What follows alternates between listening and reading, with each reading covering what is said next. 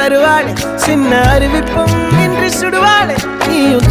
தும்மிடி ஆயுசு நூறாக என் உயிர் உன்னோட பத்திர சொத்தாக என் பார்வை உன்னோடு உன் பொம்மை கண்ணோடு பேசாமல் விண்ணோடு நாம் மிதந்து போவோம் காதாரா அடியானோ நான் தாங்க மாறோடு